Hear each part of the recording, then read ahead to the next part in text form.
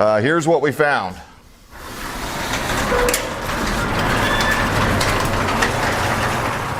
Really excited about this. Been dying to share this with you and waiting for the right day and the right moment to share it with you. But what we have here is a 1980 Kawasaki LTD 550 or 550 LTD. It's basically, I don't really know if it's actually a KZ. I'll have to look at the title and see if it says KZ550. But this is from that early 80s era where the KZs ruled supreme. And this bike doesn't run. I'm going to have to fix it up. The previous owners told me that essentially it was running when they got it, and that was just, I don't know, 4 or 5 months ago.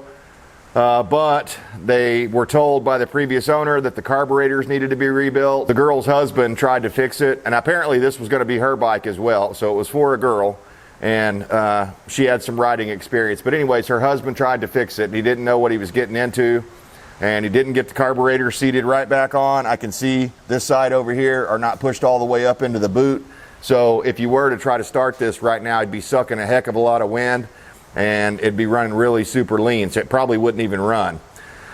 He told me once he put it back together, he filled it up with gas and gas was pouring out, and he just gave up from there. And I guess they didn't have the money to take it to somebody. And it's really hard to get these older bikes worked on. So in this little video series here, first of all, we're going to get this bike cleaned up. It's been sitting in a barn for several months, so this really is a barn find. It's been sitting there.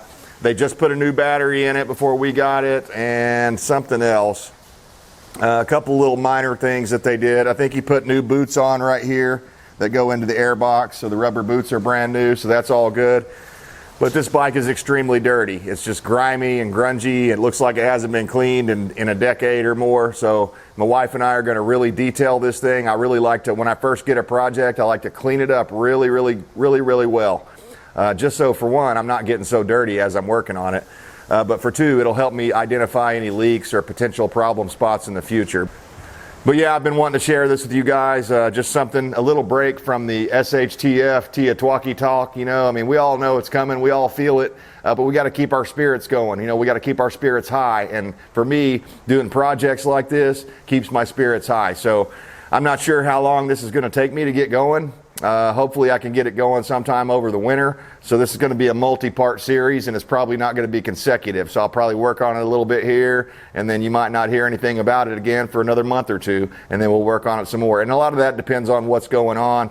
If there's critical news that I feel like is not being reported, then I'll report that rather than talk about this. But I thought it'd be a fun little change from the constant stream of doom and gloom that's coming out of the mainstream media right now and around the world, that we got to keep our minds positive, and that's one of the ways I do it, is I use my mechanical skills, and generally speaking, I'm pretty good at batting a pretty good average. I usually can get things running, so I'm not worried about that really that much. I'm sure I'll be able to get this thing running. Now, the only thing I am worried about is that someone inexperienced got inside the carburetors, and there's 4 carburetors on this bike, 1 for each cylinder, so it's an inline 4-cylinder.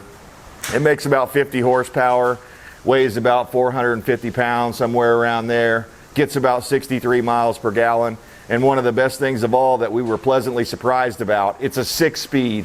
So I'm just blown away that we were able to find this. We got a smoking deal on it.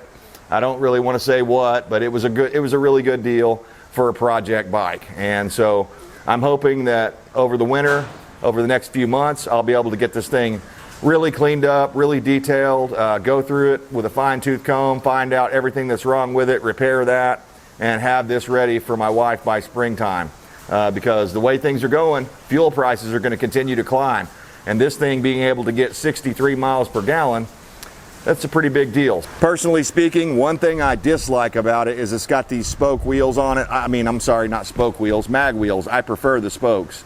But, it was a good price, and I'm not going to complain about that. If it was a real big deal, maybe in the future we could end up putting some spokes on it. But let me show you here the first thing that I saw when I was looking this bike over. Hopefully you can see right in here, that gap is too big. This carburetor and the next 2 to 3 carburetors are not pushed and seated all the way into these boots in the front up here where it sucks into the cylinder. So I'm sure it was probably leaking gas right here and sucking a lot of air, making it to where it didn't want to run. Hopefully, if the guy was able to change out the parts inside of there and not hurt anything inside the carburetors, hopefully it'll just be as simple as me getting those seated properly and maybe doing some fine tuning on the carburetors and going from there. So hopefully that'll be the case. If not, worst case scenario, I've already kind of looked online at what it would cost me to buy a replacement set of carbs, and it's probably a couple of $100 to get a decent set. Then I'd have to rebuild them as well. So hopefully these will be salvageable. They look good, the bodies look good. My question is, what did this guy do to them? That's the problem. When you're picking up someone else's project, that can be a real issue. But this bike reminds me a lot of my very first motorcycle that I ever had that was a street bike. It was a 82 or 83 model KZ550. Perfect motorcycle for someone my age at that time. I was 16 years old, and it was my first real street bike. It was awesome. So this thing, the stance of it, everything, I just love it.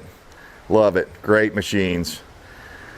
Basically, in my opinion, it's kind of the pinnacle of this style of bike. You know, a lot of people say the KZ actually gave birth to the sport bike industry. You know, that the KZs came along and a lot of people were using them like cafe racers, and I'm sure you guys remember seeing them. People would put these big, long, extended rear sway arms or swing arms on there, and that way they could take them out to the drag strip and stuff. They'd put a big fat tire on the back and run them. Not this 550, obviously that'd be like a KZ1000 or something, but I remember the days when the KZs and the GSs reigned supreme on the streets. So the seat's in good shape. No rips or tears that I'm aware of. There's a little thin area over here on the side, but I think it'll be fine for years and years. We shouldn't have any issues with it. It does have a little dent in the top of the tank right here, and another one right here. So it's got two little dings in the tank, but I was telling my wife that if we were so inclined, we could take this into one of these paintless dent repair places and they could get that pulled out. The paint is decent. It's got some clear coat peeling here, but I think once we buff this out and clean it up, it's going to look a lot better. You can just see how much dust and stuff is on there. It's really grimy. The bike is clocked at 25,000 miles, so I mean, it's no brand new one. It's got some miles on it, but these machines like this were known for just going forever, so I don't think that's going to be a problem. Really excited about this.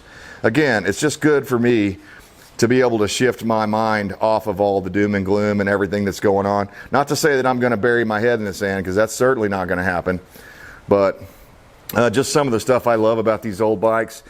The metal chrome fender. When they used to actually have good chrome plating, I mean, that's 1980 chrome. And I can see that once we polish that up, it's going to look great. It's going to look great. So really excited about this as an opportunity for my wife and I to be able to ride together. You know, and I was feeling a little out of balance, to be honest with you. We had two dirt bikes, or two dual sports, and I've got my Harley, and every time she tried to go ride with me on the 250, it was just, you know, it's just totally different types and styles of motorcycles. So she was having a hard time keeping up, and I'd have to go super slow so that she could keep up and everything. And not that I'm out there racing around or anything, but, you know, I like to get up to speed and, you know, run a little bit. And the main thing that this one has that her other bike doesn't have is this magic button right here.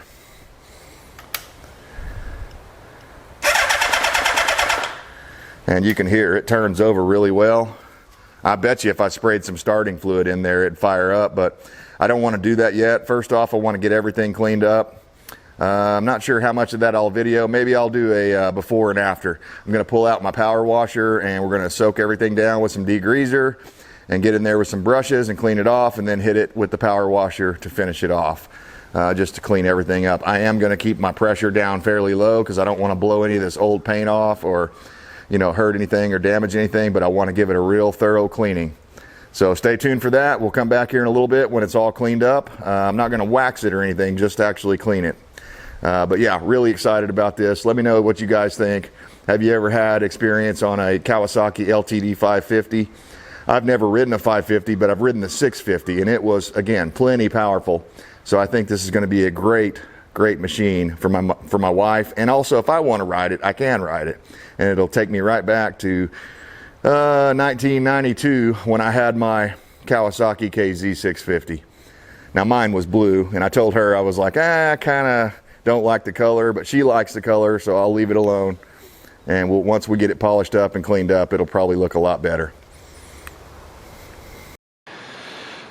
All right, guys, here it is, all cleaned up. It cleaned up a lot better than I thought it was going to, so I'm real happy about that. I've got a couple of spots back here, like on the rear swing arm. I don't know if you can see that or not, but I'm gonna have to get in there and clean that rust out and put a little fresh flat black or satin black on there.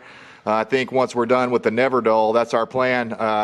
If you don't know about that product, go check it out. It's called Never Dull. It's great for chrome and stuff like that, aluminum, but it really shines it up and polishes it up really nice. And I think this bike's going to look really great. Just look how good that chrome on the front fender looks already, and we haven't even polished it yet. So real excited about this project. Can't wait to try to start it up and actually spray a little fuel or starting fluid down the throat and see how it sounds when it runs, because that's one thing, I haven't heard it run. I'm just taking the previous owners on their word on that. So hopefully they were honest. They seemed honest. So hopefully that was true, and it's just a carburetor issue. And maybe it'll just be something minor, and I can get this old girl back on the road again, because just look at it. It wants to be ridden. Appreciate you guys tuning in. Hit the thumbs up if you like this video. Subscribe if you want to see more. And until then, we'll see you next time.